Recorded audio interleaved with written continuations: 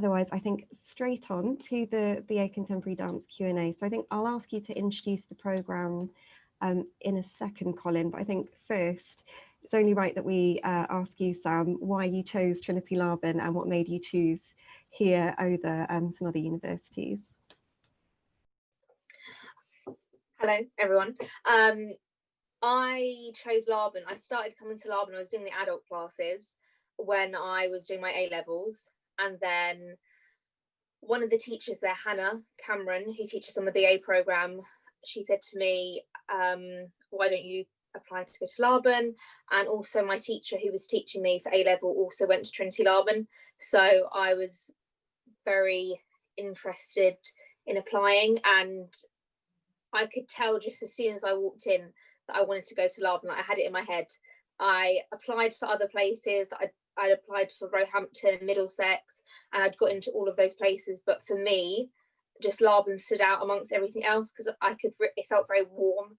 And it's like you said, Rachel, earlier, when you are at Laban, you join this community and you never leave.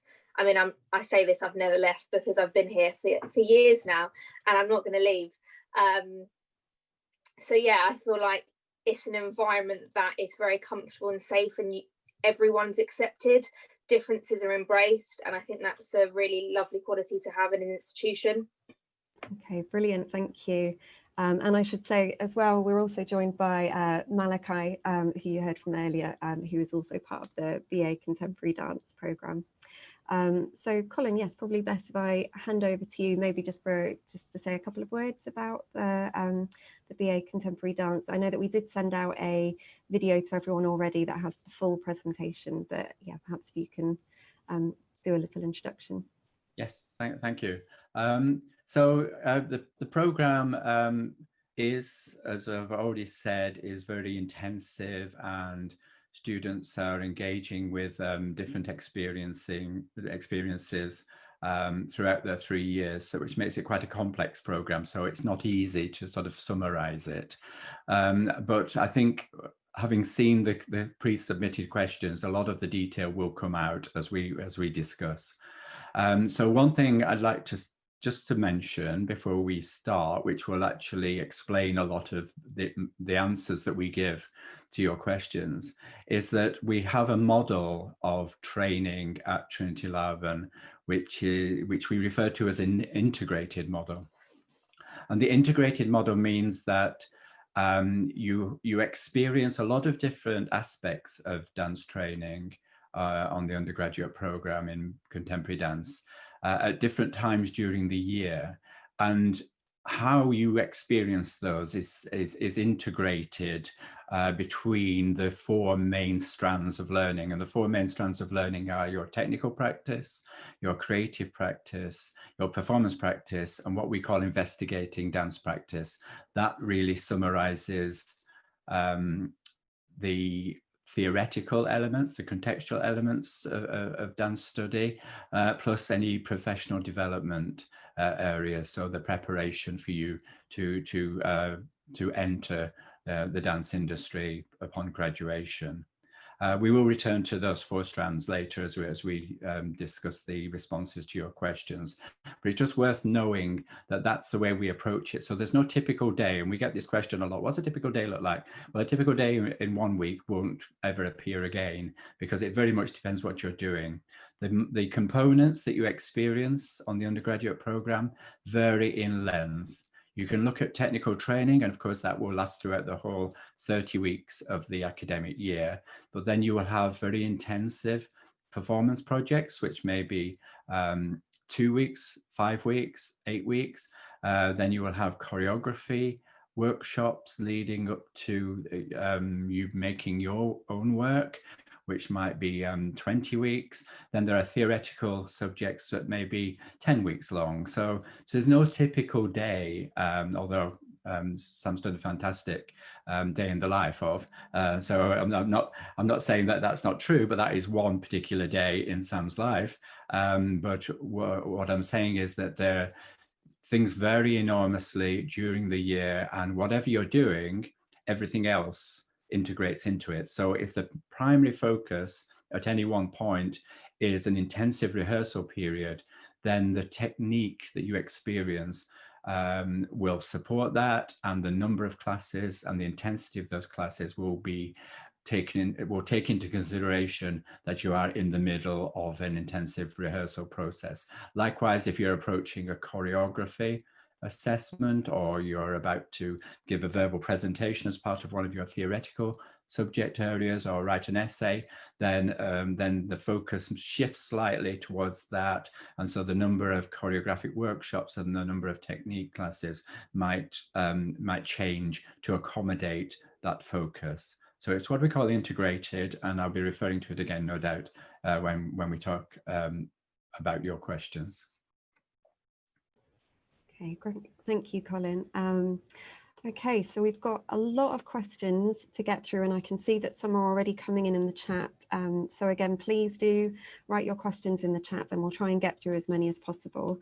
So the first question is actually also a question that has come through in the chat as well, which is how is teaching for practical classes going ahead at the moment regarding COVID, and what support is there available for students struggling with practical classes in the pandemic?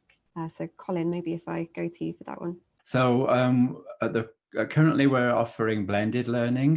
By blended, we mean that about 2/3 of the experiences are face-to-face in the studio, and the rest are online. And so the students are not in 5 days a week as they would normally be. It's more like 3 days a week. And there is this blend of being in the studio and then going home or to the library and actually logging on and experiencing live or recorded activities within all the subject areas that we're studying.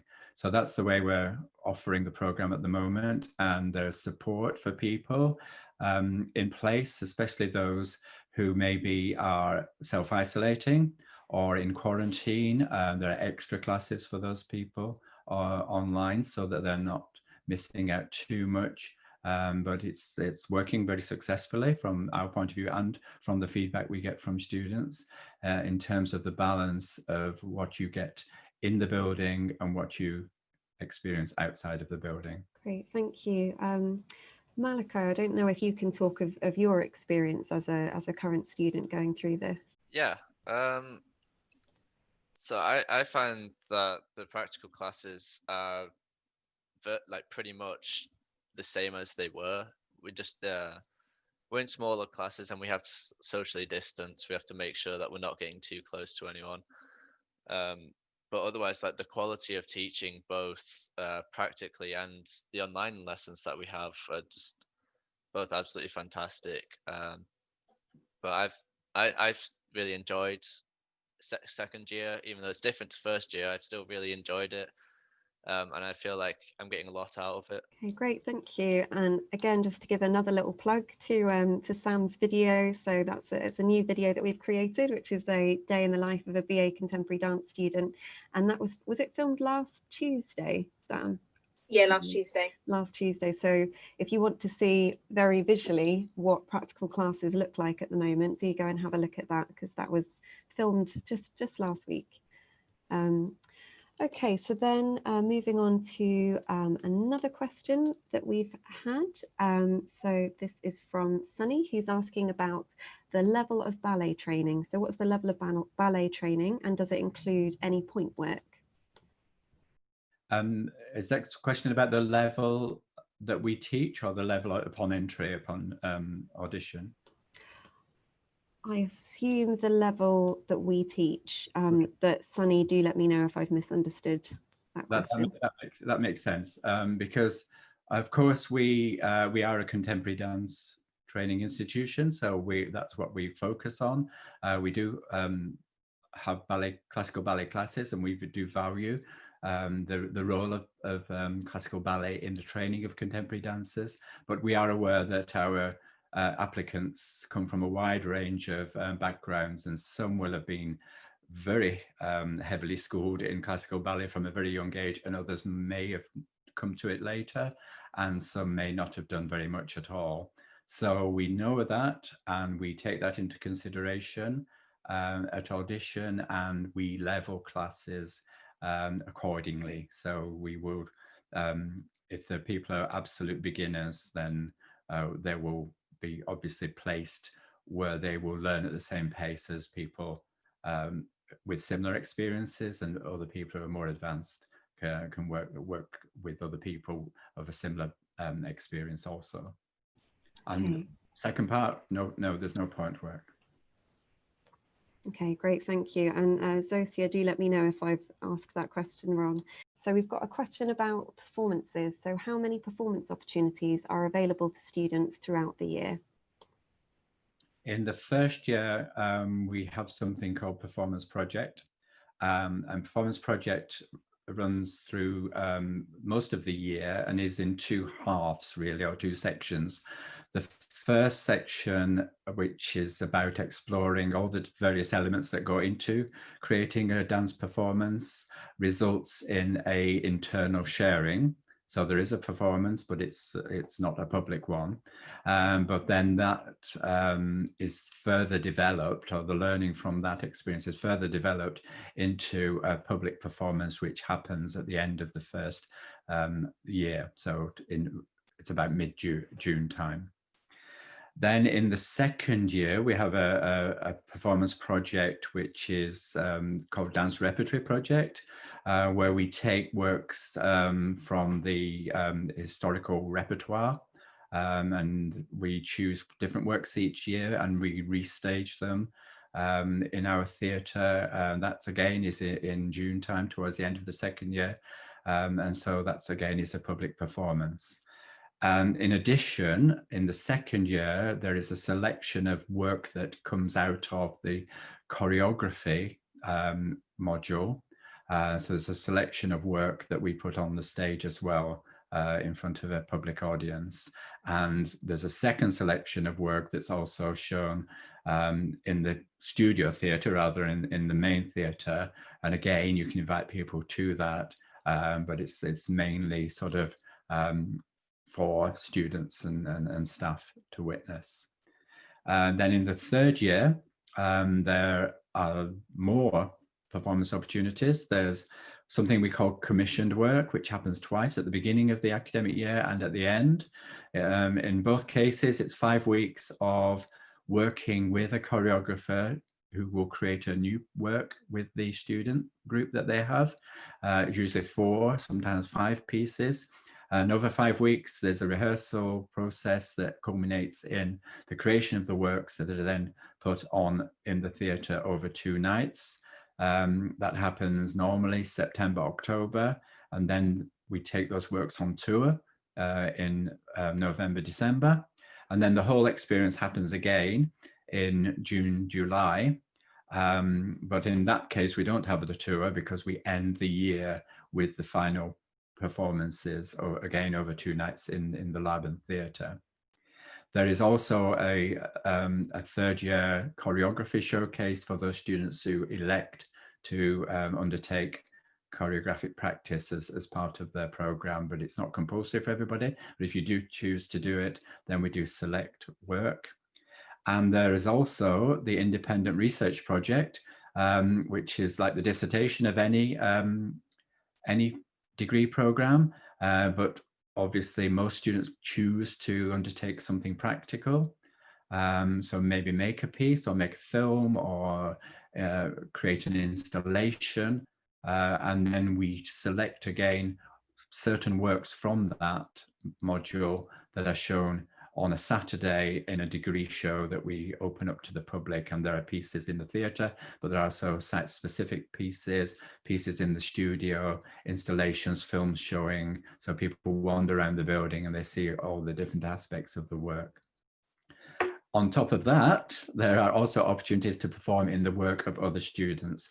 MA students, for example, we've got MA Creative Practice, MA Choreography, the MFA students who are making work and are always on the lookout for dancers, and they often audition undergraduate students for the pieces, as do the third year students for their independent research projects. They will audition across the programs. So it can be that as a first year undergraduate or a foundation or even a BSc undergraduate, you may be performing in a third year piece or an M-level piece. Okay, great, thank you. Malachi and or Sam, do either of you want to talk a little bit about your experience of performance?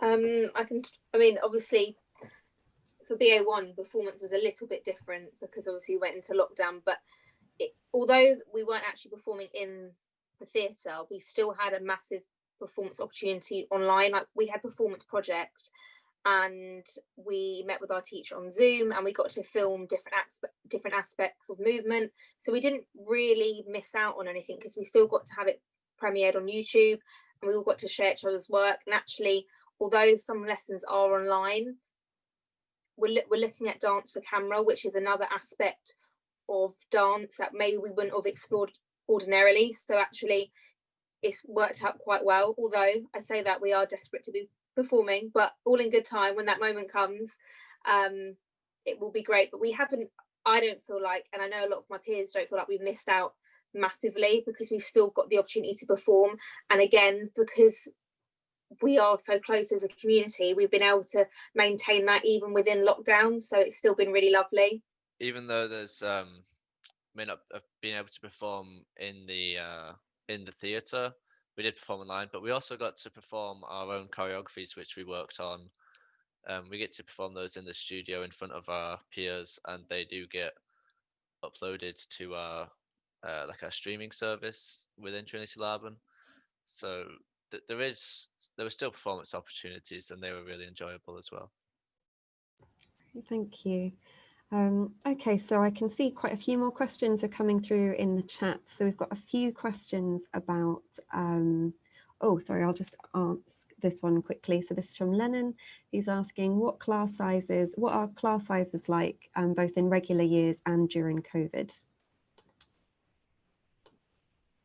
Class sizes for the undergraduate program in contemporary dance are normally around 25. In a normal year, of course, because of social distancing, then currently they're between 10 and 16. And the difference is very much dependent on the size of the studio space. So the bigger spaces take up to 16.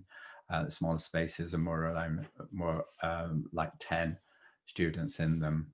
So groups that would normally be of 25 have been split into 2, basically. Great, thank you.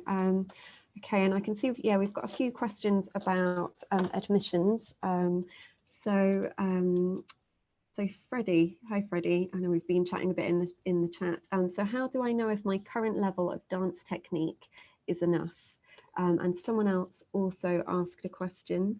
Let me try and find it. Is it essential that I have a background in ballet to apply? So yeah, so I don't know, Colin, if you want to take that one. I think I answered the ballet issue earlier, that we no, it's not essential that you have a background in ballet. That's quite straightforward. But because I've got Will and Sonia, our technique experts, maybe one of them would like to take this question about what technical experience students need. Shall I go, Will? Well, Clara's put the audition criteria up there. So you'll see there's some things that are not just about how high, how big, how pointy on there. It's your risk taking, your response to challenge, your level of engagement. So we do look for potential as well.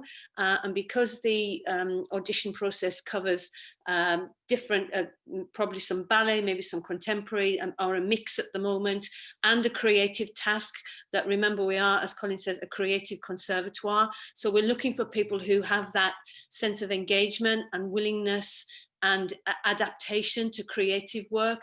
And it can sometimes, honestly, in all honesty, can sway a decision where you think that person is a Laban person. We want them because they might not be, you know, have the absolute ballet technique that some others have, but they're interesting and they're engaging and we want to look at them. They're a great performer.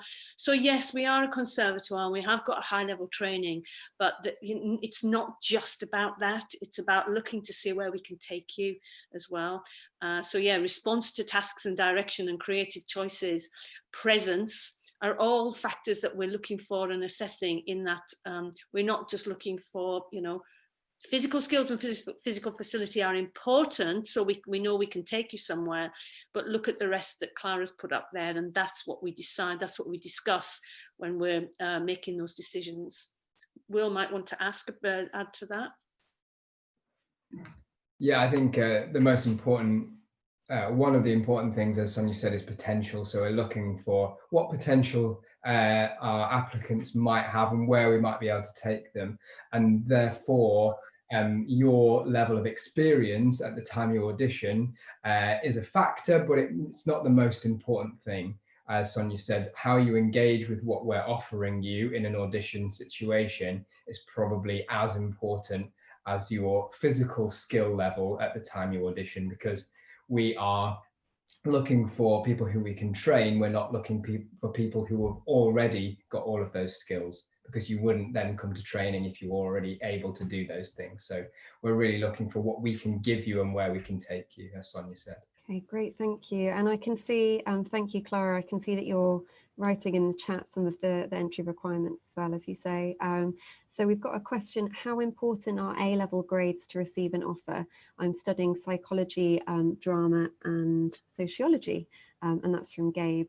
So, I mean, I know we've put in the entry requirements, but I don't know, Colin, Will or Sonia, whether you would have a look at someone's, the A-levels they've chosen to take or their grades, and whether that will be taken into account.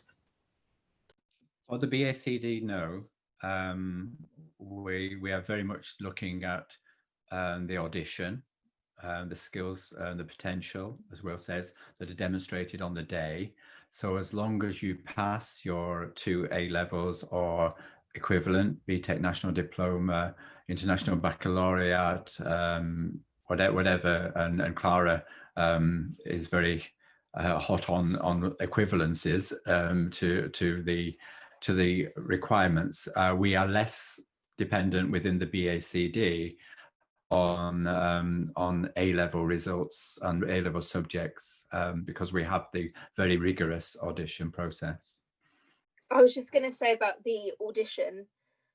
I was just going to say, but reiterate what Will said, is that they're not looking for someone who's done. Like, I didn't do the CAT scheme. I didn't even do A-level dance. So I came into the audition just with enthusiasm, and it's about how you interact with others on the day, because it's meant to be a fun day. Although it's an audition, I know that it's, you know, you feel quite anxious, but you're there to make friends and you're there to interact and ask. What they want is asking questions, like you ask the teacher questions, because if you show that you're curious and enthusiastic, then that's what they want. They want someone who's going to be able to keep progressing and evolving as you continue. And also, I know, you know, you don't know what's going to happen. Even if you don't get through if you audition the first time and you're unsuccessful, that doesn't mean you can't apply again. I only say that because I've auditioned twice and I know the feeling, and it doesn't mean that you have to just continue, like you have to stop and you can't go back again. If you don't get in, then you go back to the drawing board and think, okay, what can I do better next time? And then you just keep going back until they accept you, and then they keep you there and you have to stay forever. It also might be worth picking up on that to answer Freddie's question about what we mean by engaging and involving other people. It is, Freddie, it's interacting, it's being you. We want to see you, we want to see an individual. We don't want to see, you know, yes, wear your best leotard, but you know, it's how you interact, it's how you play, it's how you respond to us, how we respond to you. You're auditioning us as well as us auditioning you, and it really is about, you know, just having a good time, getting the feel of the place, showing what you could do, not being afraid, not putting any false things on, just being you, and seeing how we all fit together. So yeah, just go for it. There is a difference, obviously, and I think someone else will answer that question about the audition process this year, but because there's another question there, so I'll leave that to Rachel to. Sure, absolutely. So I know that you touched on this a bit, Clara, in the previous session, but yeah, we've got a question about how the audition process is working in the current situation we're in. So perhaps if you could just outline a bit more about what the audition process is for the BA Contemporary Dance program this year.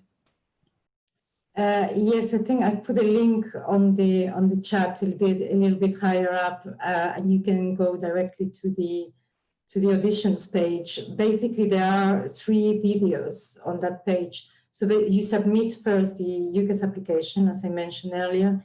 And once you've done that, there are 3 videos that show you the exercises you need to do for each of the recordings that you're going to upload. Obviously, we are not having any in-person auditions this year, so everything is done by recorded auditions. So you have 3 members of the dance faculty showing you exercises for ballet, contemporary technique, and a creative task as well. And then you just need to also film yourself answering the questions that are below the videos. So if you scroll all the way up, there is a link there to that page of the auditions where you can see the videos. I'm not sure if that answers everyone's question. Might be worth mentioning as well that we don't have an audition fee on application this year as well. So this might be kicking in next week. UCAS is working on waiving the fee. And at the moment, perhaps during this week, they still have to pay the audition fee, but that's going to change probably by next week. So they only need to pay the £26, which is the UCAS admin fee.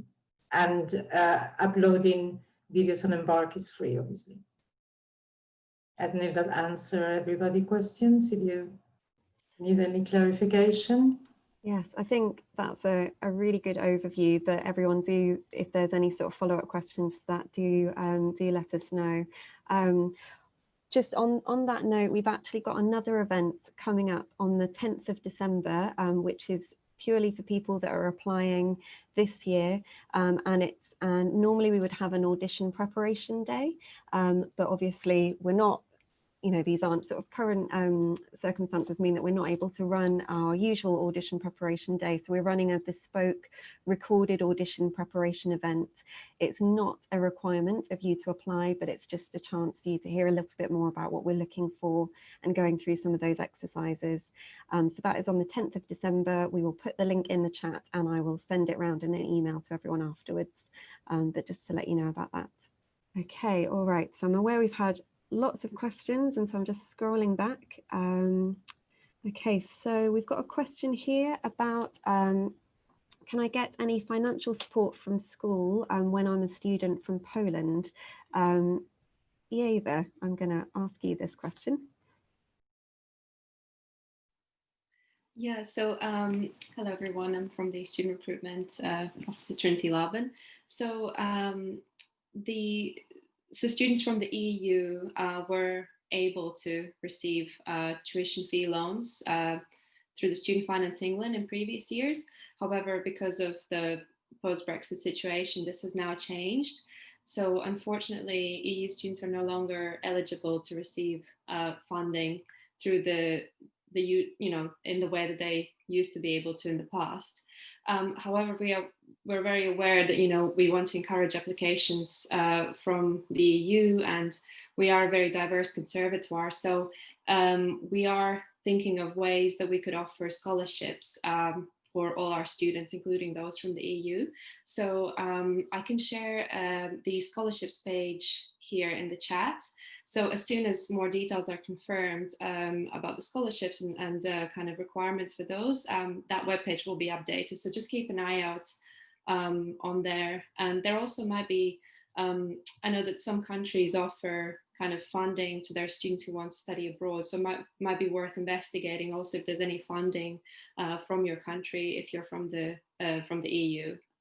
Okay, thanks, Eva. Yes, and just to say, we will be sending a follow-up email after this to kind of go through lots of points. Okay, so I'm going to pick up the pace a bit here because I can see that there's lots of questions that I've already missed. So we've got a question here from Georgia. Hi, Georgia. Are any of your studios air-conditioned? they are, but I'm going to pass over to Colin to go in more detail. Yes, they are. That's all the detail. No, actually, I only recently found that the actual air conditioning is very sophisticated, and it's not just recirculating the air, it's actually expelling the stale air from within the studio and extracting clean, fresh air from outside into each studio. So there you go. I learned something as well this year. That's the factoid I was hoping to get from you, Colin. That's good. Okay, great, thank you. Okay, and then the next question was from Millie. Let me just scroll up. There we go, sorry. Do you offer any extracurricular activities? So I'm assuming, Millie, you mean sort of clubs and yeah, and opportunities to get involved in different things outside of your studies. So I think probably best to go to our students for this one. So yeah, maybe Sam, if I come to you, have you been involved in any extracurricular activities? Yeah, so in terms of extracurricular, there's been a lot of, well, before obviously COVID, Student Union put a lot of dance classes and dance workshops on for us to go and attend, which was really great. And we've had like a diverse range of artists come in. Some have been past students. It hasn't just been contemporary artists. We've had ballet, we've had hip hop. And then also for me, I've had the chance to work with L&P, so learning and participation. So I've just been helping out here and there whenever I can. And I remember doing a project at the Tate, and I just volunteered and helped out with them. So that's really good. You can kind of create connections across all different faculties as well. So it doesn't have to just stay with dance. When I did collab, I was working with musical theatre students who I'm still in touch with, and we kind of have little projects here and there. So it's kind of across all fields. You can have extracurricular if you choose to. Again, it's about being proactive, and that's, again, another tip. Write these tips down: proactive, enthusiasm, interaction, all those things for the audition. Great, thank you. Actually, you touched on something there which I realised we've not spoken about, which is Collab, which is a really unique festival for Trinity Laban, really unique initiative, and something that I know is a really big highlight for lots of students. Colin, did you want to talk a little bit about what Collab is and sort of what it involves? Yes, Collab stands for Collaboration Laboratory, and actually takes place in February. We have 2 weeks in the middle of February, so it's exactly halfway through the academic year. And during those 2 weeks, all music and dance students come off the normal timetables. For some students, this is compulsory. On the undergraduate program, BACD, it's compulsory for first and second years to participate in Collab because they get awarded credits. For other students, participation can be on a voluntary basis. And it really starts very early on in the academic year when both staff and students are invited to propose collaborative projects that may run in those 2 weeks in February, involving mainly dance and music. And by music, that can be instrumentalists, vocalists, we have opera and musical theatre practitioners, and we have composers as well. And within instrumentalists, we've got classical and we've got jazz as well. So people can propose a project, and then when those projects have been accepted, the list goes up, and then as a student, you sign up to one of those projects, and you sign up as a participant, and that might be as a performer, as a dancer from our faculty, or maybe as the choreographer as well. And those projects then take place. They're guided by a tutor, and the whole point of the project is that you experience the nature of collaborating with artists from other disciplines. And I say dance and music because, of course, we're a conservatoire of music and dance, but there are some projects that involve artists from different disciplines, and we've had poets and we've had visual artists, we've had architects, and lots of different people, filmmakers contributing as well. So it's not just about music and dance, but that is the primary focus. And then the students engage with this process, and it may have a performance outcome, which is shared with other people, and that can be quite a grand event, or it could be something more informal, or it could not lead to an outcome, a performance outcome, because that's not really the driver. The driver is to experience what it's like to actually collaborate with other artists. And then in terms of the undergraduate program students, the assessment is the reflection on the process and what they learned from it and what they will take forward into their training and into their future career. Great, thank you. Malachi, have you been involved in CoLab, and can you talk a little bit about your experience? Yeah, so I took part in a CoLab project last year. It was called Taking Back Ballet. So it's mostly a mixture of dance and musical theatre students who are more interested in the sort of this ballet, and it was about finding out how to express ourselves through ballet. So we looked into other ways of expressions, so like voguing.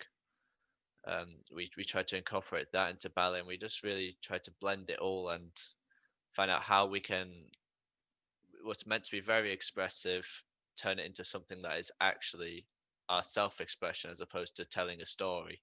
Great, thank you.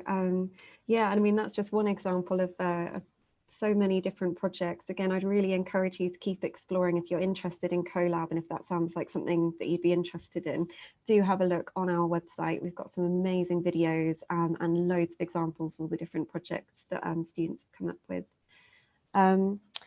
Okay, so just going back to some of these questions that we've got. So we had a question from Lottie, which was asking about what community outreach is involved in the BA Contemporary Dance. In terms of the training, there's a second year elective, which is looking at dance in participatory settings, so in community and in educational contexts. And so that's an elective. We offer 3 electives, and so students can choose between them, and that's one of them. So that's a way in which students develop skills that are appropriate to working in contexts that involve different communities, whether they be in a school or a community centre, in a hospital, or just outside outside any institution, but working with members of the community. And then if students wish to take that further into the 3rd year, they can do so. They can concentrate on that within their independent research project, for example. There is an elective also in the 3rd year, which is more focused on contemporary dance technique teaching, but that is within an educational context, but can be obviously adapted and transferred. The skills are all transferable into a community context. Okay, great, thank you. And Sam, you mentioned before that you've been quite involved in LNP, which is learning and participation. Do you want to maybe talk a little bit about the community outreach work you've been involved in? Yeah, and I also just as well, it might be helpful. I'm doing the teaching elective this year, and for that we've had to create like a lesson plan, and we've had 2 teachers that we've been working with, and we've been lucky to be in the studio working with them as well. So that's been really helpful. And with LNP, I've been working I think it was, when was it? Must have been February. I think we were working at the Tate Modern, and there was a project going on there with the foundation students. And again, it was part of CoLab, so I volunteered with that. And also, for instance, the teacher that's teaching me for my elective, he has got contact with schools within the area. So for my placement, I'm undertaking a placement in a school in Lewisham and working with year 7, 8 and 9, and I'm going to be working with them until February. So there's a lot of teachers at Laban who have many contacts, and if you wish to pursue a career in teaching afterwards, all you have to do is knock on their door, send them an email, and they'll be happy to talk to you about it and put you in contact with the correct person. Great, thank you. Okay, so I think we've got time for a few more questions. So we had a question from, I think it was from you, Suzanne, I think. Sorry, I'm struggling to scroll back through the chat, which is asking about the gender balance. So what's the gender balance of students at Trinity Laban? Oh, sorry, in the BA Contemporary Dance programme. We used to get quite hung up on that in terms of, well, how many men have we got and how many women have we got? In the current climate of people not wanting always to identify as one gender or another, it's not really at the forefront of our agenda. Forgive the pun. But what we're looking at is, of course, there should be more men in dance. Of course, there should be, but we're looking at working with L&P at what they do in terms of how they attract male dancers into the CAT scheme and into the youth dance, so that ultimately more men want to come into contemporary dance training. But if they don't, it's not a big deal. And we've also re-looked at our dance repertoire that we recreate. We don't, if a piece was created for men, then we question that. Should it still be now? Actually be performed by men? Can't women take the male roles? Can't men take the female roles? And we've done that. We've been doing that for a number of years now. And similarly with commissioned work.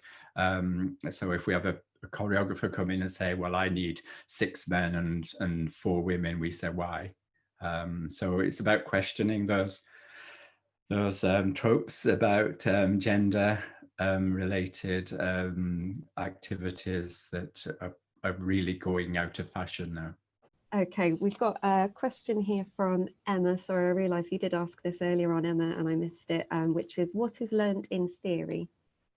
Theory classes in year 1 are looking at dance from a historical perspective. So it is really looking at the development of contemporary dance and how it originated and what influenced it and how it developed over the 20th and 21st centuries. And then in the second year, it's looked at more from a cultural perspective. So it's the impact on dance, on other art forms, and also on society, and also how society has influenced the development of dance as well.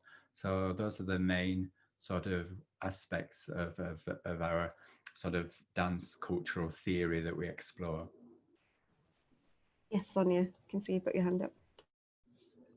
We also have a BACD 1 module called Physical Awareness and Development, PAD for short, which is really translating physiological and psychological theories into your technical practice. So it's part of the technical practice module, but it really gives you gives you lectures with me on physiology, nutrition, psychological skills and tools that you learn in a theoretical way, but learn how to apply them to your own dance practice, not just your technical dance practice, but your own sort of life as a dancer.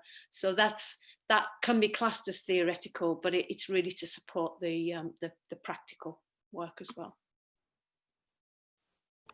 Brilliant, thank you. And I can see that we've got a follow-up question, which is how many hours of theory each week? Did you say that varies quite a lot throughout the terms, Colin? Yes, it does.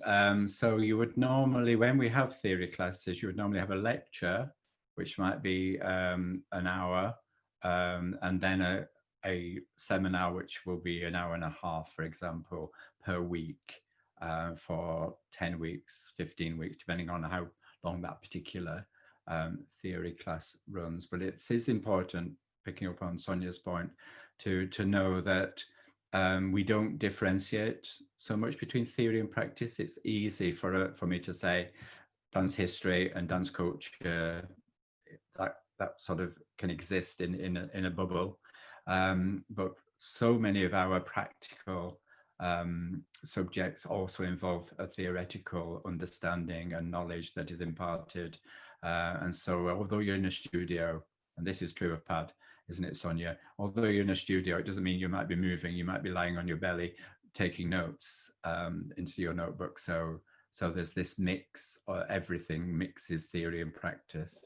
And Pad's a good example. Another good example is choreological studies, which is unique to our undergraduate program and our institution, which looks at Rudolf Laban's theories of movement analysis, but it's practice-based, but it's also very theoretical. Brilliant, thank you.